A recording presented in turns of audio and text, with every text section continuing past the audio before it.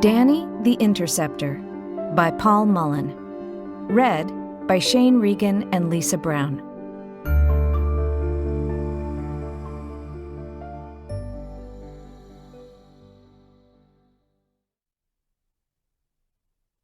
The grass is still damp from this morning's drizzle, but Danny kneels down on it anyway, clasping the fat old man's hand in his.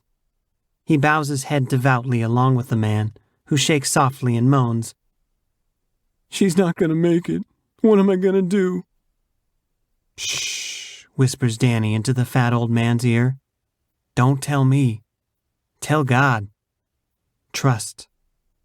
Danny would tell you that people who say it's earned are idiots. You command it, deserved or not. Of course, everything Danny knows about trust flows in only one direction. The fat old man starts to pray out loud, but Danny whispers, "No. Inside, where it counts." And so the man prays silently, tentatively at first, and Danny listens. It's nothing he hasn't heard before thousands of times. Basic Bargaining 101. Do this for me, Lord, and I'll do for you. This kind of prayer is Danny's bread and butter, the easiest to manipulate. He'll have this fat old man at an ATM within the half hour. He knows you don't have any idea what it's like. And if this fat old man winds up pressing a folded wad of crisp 20s into his hand, still warm from the ATM's rollers, simply because he believes Danny is a troubled young man who needs his help, Danny would ask you to ask yourself, how exactly is that not true? And it's not like Danny hasn't tried to get other kinds of help. In an idiot fit of sincerity, he once even went to a therapist.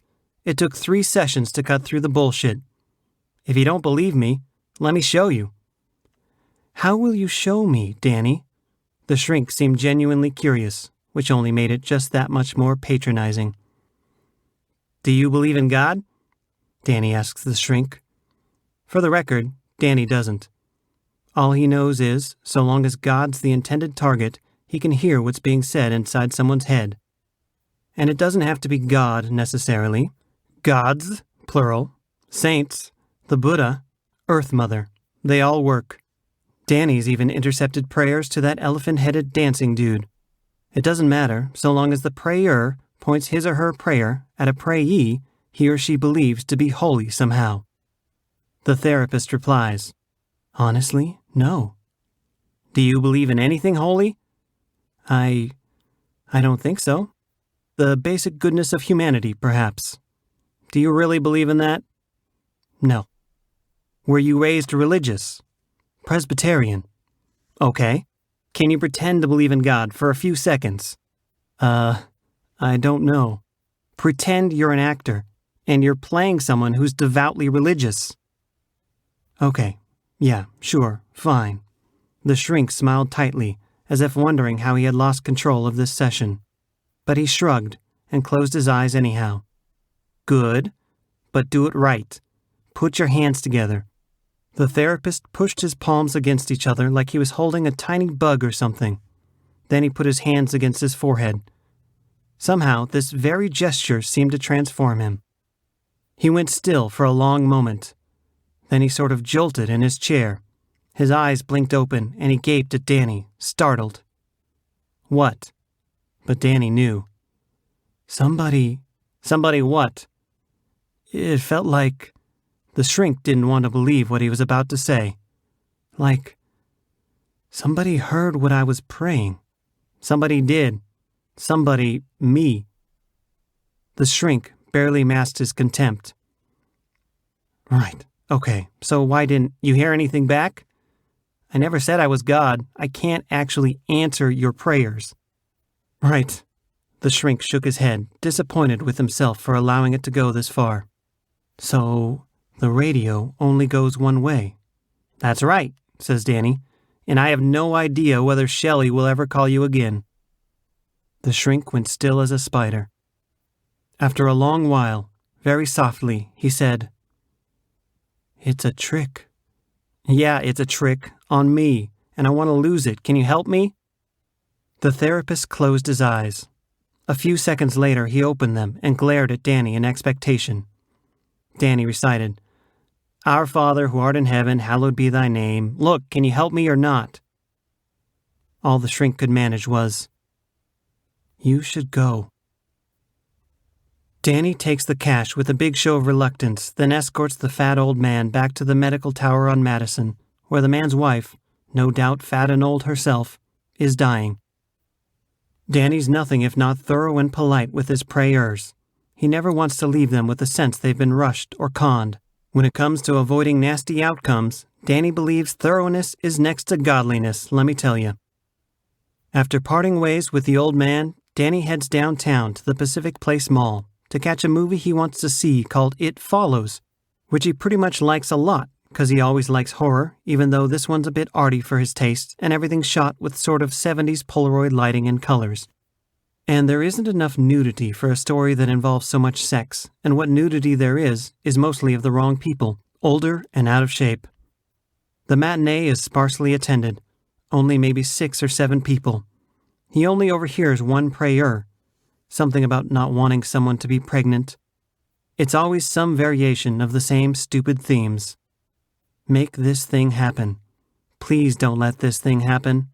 Don't let this thing die. Don't let this thing be born. Give me this. Take away that. As if God, or whoever they pray to, is some waiter at IHOP. Danny laughs at this thought, because what they don't know is that whoever they pray to is just some waiter at IHOP. He's waited there, and at Denny's, TGIF's, Red Lobster, you name it. There are the rare exceptions, like the shaved-headed, orange-robed dude Danny ran across in that tiny park in Boulder who opened his eyes when he sensed Danny listening. Danny felt compelled to strike up a conversation, and after some small talk he asked, "What do you pray for?" Though he knew already. "Peace, of course." "Why, of course?" The monk raised his eyebrows, surprised and amused. "What else do we need?" The fact that the prayers can sense him has caused problems at times. He once had a girlfriend, his favorite ever. Oh, how he still missed her, craved her sometimes. Big-titted, dim-witted Kindra. She didn't even seem to care about his pathetic, ugly, concave chest. But the end began one night when he woke up next to her. "Did you say something?" he croaked. "No," she whispered. Now he was awake enough to understand what must have happened. "Go to sleep." "I can't." "Why not?" She didn't say anything, just sniffed. Oh, Christ, thought Danny. After a moment, voice wavering, she said, "I don't know who I am." "Who does?" "Fuck." "You seem to." "Well, it's an act. The put-on, I honestly don't have a clue." "Oh." She paused for a really long time, like literally a couple minutes or more. Danny half hoped she'd fallen back asleep, but no, 'cause she eventually said, "That doesn't actually make me feel any better." It only lasted a few more weeks. He caught her praying more and more often, mostly when she thought he was sleeping. It wasn't going to get better. He knew she could sense someone hearing her. "What should I do? Who am I? Give me something to go on." She couldn't have known she was waking him up, but it still pissed him off. And if he couldn't get a decent night's sleep, what was the point? He split town, this was Boulder, without telling her. Danny's worked up a nice little nest egg from praying on his prayers, but that doesn't mean he doesn't work. He likes to work. Sometimes. His favorite setup is working as a banquet server at the hotels. This way he can, for the most part, pick and choose his shifts, though if you get too choosy, the banquet managers quit calling. So it pays to put in for a couple shifts every week, whether you want to or not. Danny's working a cocktail party at the top of the Renaissance Hotel, the one that sits just on the edge of I-5 as it cuts through downtown. Danny likes this penthouse ballroom. It's a pricey rental, so you know any event that gets booked, it's got a higher-end clientele. And even though rich people are notoriously stingy, there are always ways to finagle them if you know what you're doing. And Danny knows what he's doing, for the most part. About an hour into the reception, as the DJ starts to spin the more upbeat dance cuts, he sneaks himself a smoke in the service stairwell. He can usually get away with this, even though technically there's absolutely no smoking in the building.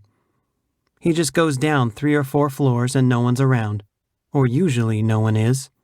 This time, he nearly runs into a squat Mexican girl, kneeling on the landing between the 26 and 25.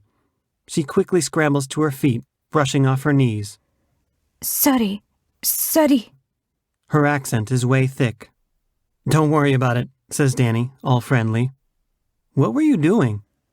Nothing. She says, edging past him up the stairs. About 2 weeks later, Danny sees her again on a 12 bus heading downtown to the hotel. She's got her eyes closed and her hands folded, and once again looks for all the world like she's praying, but once again Danny can't hear a goddamned thing. If he must know, she's sort of begging mercy for her mother and pleading for strength for her cousin who takes care of her mother. Danny finally decides to say something. Excuse me. He says it again, louder. Excuse me. She opens her eyes, focusing at first on nothing, then bringing her soft brown gaze into his. I'm Danny, he says. We met at the Renaissance Hotel. We both work there, remember? She nods, cautious. Can I ask you a question? She frowns like she doesn't understand. Wait, he looks out the window. Will you get off with me a couple stops early so we can talk? She shakes her head. I promise I'm harmless. I just have to ask you a question. He pulls the cord, sounding the chime. Please. He nods, encouragingly. She shakes her head, but she stands and gets off the bus with him. They approach the I-5 overpass, beyond which is the hotel. In the stairwell the other day, I asked you what you were doing, and you said nothing, but you were doing something. And then just now on the bus, you were doing it again. What does it look like I was doing? Praying. She says nothing. But that can't be right. Can't be right? I couldn't hear you. She stops to look at him. I wasn't praying She struggles to remember the English expression. out loud. Right, but that doesn't matter. I should hear it anyway. You can hear prayers? Yes. You are God, then? No, just a weirdo. My grandfather had it too, I guess. Maybe it's fear in her eyes. Or maybe it's something else. Awe or something Danny doesn't have the word for. She suddenly nods sharply and closes her eyes. He waits. When she opens them, he shakes his head and says, I told you. I can't hear you. He shrugs. Every other loser in the world I can hear, but not you for some reason. I was praying in Spanish. Doesn't matter. I once heard this Hindu guy praying to himself in Sanskrit or some shit. Didn't understand a syllable, but I could still hear it loud and clear. Intercessor. She says. What does that mean? It is a gift. They spoke of it in my country. Some gift. You got people like me in Mexico? Guatemala. She looks him squarely in the eyes. She's not pretty, but her gaze is unnerving. Her eyes are so brown they're almost black, so that you can't quite make out the pupils. It doesn't matter. She says. I cannot be late. She hurries ahead of him for the last block to the hotel. Later that night, he sees her beside her cleaning cart, waiting for the freight elevator. I never got your name. He holds out his hand. I'm Danny. I'm very busy. She says to the cart. Please, I promise I'm not a creep. She finally looks at him, doubtfully. Teresa. Her accent is even heavier when she says her name. She looks more Indian than Spanish, dark and squat, born for the kind of work she's doing. Born for buckets. Danny doesn't spend a lot of time thinking about girls that aren't up to his standards, but he has to ask. Do you want to go to Starbucks or something sometime? No, thank you. She says. A beer? No, thank you. I just want to talk. I know. So what's the harm? Is no proper. Her eyes are so sad. But then, these Mexican bucket girls always look sad. For all Danny knows, she's got 5 kids south of the border. Okay, Starbucks is out. Is there anywhere we can go to talk someday? I just want to talk. Why? Because you're special. No, I'm not. Yes, you are. I can't hear you pray. Do you want to hear me pray? Not really. I just want to know why I can't. What makes you different? Only one place I meet you. Where? She explains, as best she can, in strained English, a stranger in this city. On Thursday afternoon, he meets her here. He pushes open the heavy blonde wood door with its oddly placed oval-shaped windows. He's a little surprised they don't keep it locked, that you can just walk right in. Ordinarily, Danny avoids these places like the plague, for obvious reasons. This one, however, seems empty at the moment. Colored light angles in from asymmetrically placed stained glass rectangles. The lamps that hang from the ceiling look like they'd be equally at home in some trendy cocktail bar. Jesus is set off to one side of the altar, more resigned than agonized on his cross of unfinished wooden beams, which look fresh from the Home Depot lumber lot. Maybe he's sleeping, Danny thinks. Maybe he's dead. Then he spies Teresa kneeling in the third row off to the side, so he slides in next to her. Can we talk now? No, She whispers, looking around the chapel. this is no good. There is no one here. So? So we wait. And so, Danny sits back next to this small, dark woman, who kneels and prays. He's almost irritated that all he hears is silence, then smiles and shakes his head at its idiocy. Silence is good. Golden, even, they say. Finally, after about 25 minutes, an old woman in a faded blue coat shuffles in, genuflects at the end of a pew, and slides in to kneel. She crosses herself, then rests her head on her folded hands. Well? Teresa's whisper tickles his ear. Hail Mary, full of grace, blah, blah, blah. Anyone could guess that. I never said the shit I hear is original. She squints at him over her own folded hands. Look, he whispers reassuringly. You gotta give it time. In churches, folks tend to start formally. So they wait, and then Danny hears it. She's asking for forgiveness. For what? Running from something, someone. He starts translating directly. I didn't mean to go so far. I've gone too far, for too long, and now I can never get back. Even if I did go back, would anyone still be left? That sort of thing. It just goes on and on. Teresa's eyes suddenly begin to swell with tears. Oh, no. He hisses at her. Don't you go giving me no waterworks. You asked. This is the shit that they pray about. Most of it is hopeless. Teresa shakes her head. I'm not lying, he insists. I know. Not about this. But you do lie. Too much. Her eyes search his. No? He shrugs. Considers how ugly she is. He couldn't date this girl in a million years for 1,000 reasons. Later, they sit on a bench looking out over the campus green in the slanting afternoon sun. Danny can hear plaintive buzzing in his head coming from at least 4 different directions. Teresa hasn't spoken since the church. What the fuck are you people praying for anyways? He asks the sky. People can't change. They couldn't even if God existed and made them change. They don't want to change. You're wrong. She says quietly. He turns to look at her staring out over the grass. Why can't I hear her when she does it? Is she in some sort of box? Who hears them instead? How am I wrong? He asks out loud. Oh, en muchas maneras. She thinks to herself, smiling, but actually says out loud. People almost never change. But they can. And they do. Only very, very She searches her mind for the English. infrequently. Like 1 in a million? She nods. He shakes his head. Like the fucking lotto or something? She smiles, eyes shining. You do understand. What the fuck good is that? It's good. It's how God wants it. If people could change easily all the time, then what would anything matter? I don't know, Danny answers. And he doesn't. It's literally the most honest he's ever been.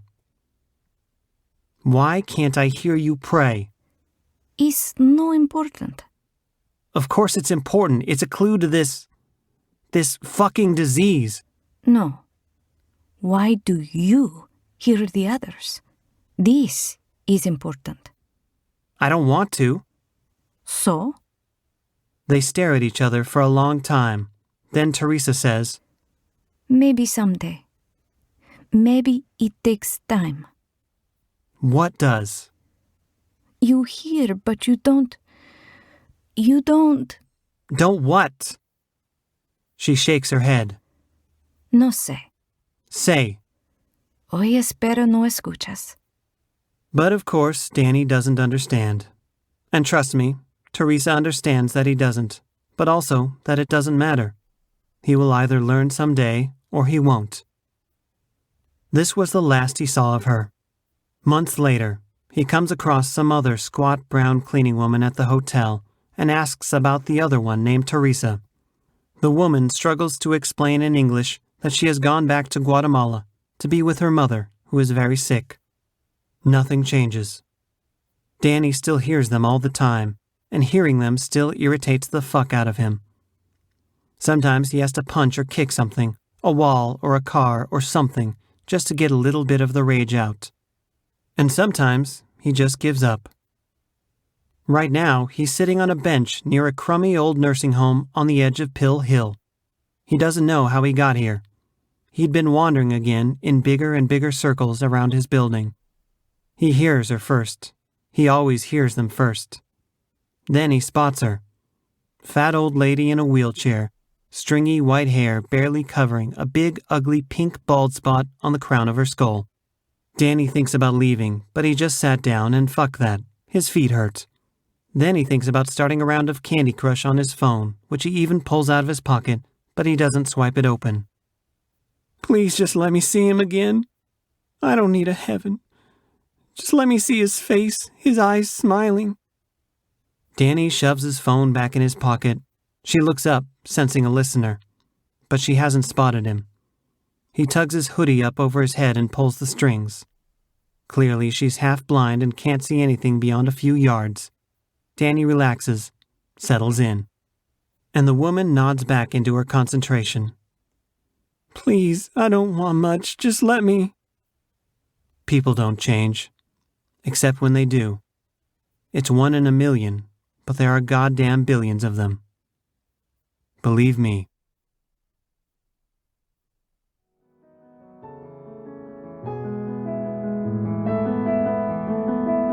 Thanks for listening to Danny, the Interceptor by Paul Mullin. This story was recorded at Cedar House Audio Productions in Seattle, Washington, as part of Crowdmouth Lit, a project conceived at the onset of the COVID-19 pandemic to get money in the hands of performing artists who need it, when they need it, and offer in turn some original stories to supporters for their generosity.